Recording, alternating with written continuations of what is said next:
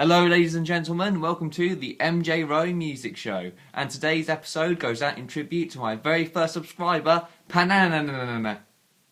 Fantastic name, but alas I am not sure which of my content you have subscribed for, be it the music reviews or the poetry readings. Anyhow, as you are my first subscriber, I am now entirely at your request, be it to review Ed Sheeran, read William Blake, or eat this pencil sharpener. And today, it's follow-up time, which brings up this thought of mine that a true sign of a good band is change. And I don't mean like every rock act should then suddenly turn to jazz-based IDM on their follow-up album. I'm talking to you, Radiohead. What I mean is evidence of evolving and growing over time. And this shows a greater sense of artistry in that they're always trying what they can to keep themselves interesting and fresh. And so with this in mind that I go into Jungle's second album, Forever.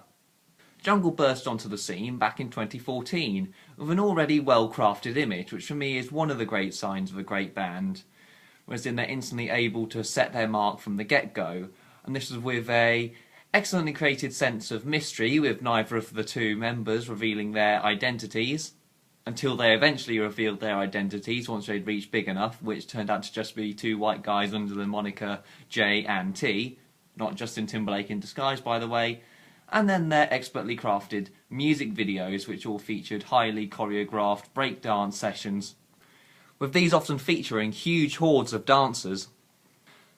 And alas, with a band this is always a great start, making your mark with a keen eye for unique style.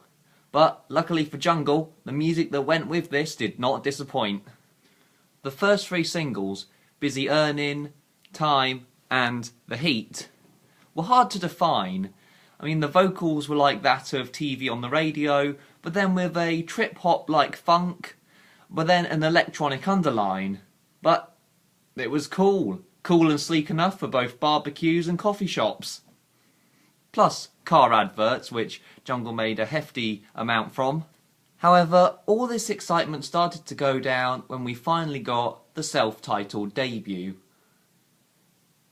And I rarely felt so cheated when I've actually got round to getting an album, because it's when you listen to all these singles back to back, and then compared to all the album tracks back to back, they're pretty much all the same. The exact same stomping rhythm, the exact same electronic underline popping out here and there. The vocals, even the vocals seem to be at the exact same pitch and tempo right across the album. The rhythm never seems to change or alter from track to track. It was just a rip-off. I mean, I presume they wondered that, they probably thought from how some of the reviews were that people would just pop this album on in the background and not even notice. But a musical person like me is, even when I put something on that's meant to be in the background, I still frequently notice it. And this was one of the most agonising experiences to have going on in the background of a room whilst having a meal and realising that, oh God, it just keeps going on and on and on, the same, all the same. Jungle must have been laughing away under their massive piles of ad royalties. But anyhow, here we are, a whopping 4 years later. The world is a very different place, but have Jungle changed with it?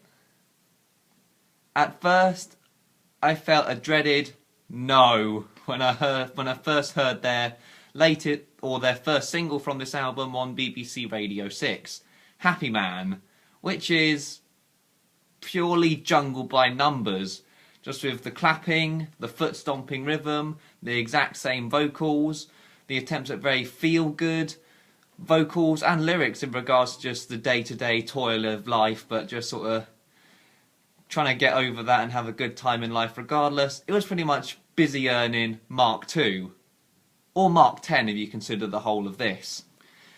And it didn't help that the exact thing happened with the very first track on this album, Smile, which, as you can tell by its title, is again an overly optimistic track, overly feel-good, and then with this exact same stomping, foot clapping, happy rhythm, whatever, it's just the exact same thing all over again and it doesn't matter. Except this time, it's not even that good. So, I swear, no matter how many times I've listened to this album, Smile just goes in one ear and straight out the other. But it was when I dug down further into this album that I suddenly realised it's actually quite good. Because unlike their first album, which is just the same great track, but then repeated over and over to the point where it becomes mind-numbingly annoying, with this one they actually include quite a clear variation between tracks to make it more a rich and enjoyable listening experience, to keep it fresh in your mind when you're listening, not, oh, just bung this on in the background, but as in actually have a proper listen to this, where you have something to say. And one of the key things where variation comes in this album is where Jungle go retro.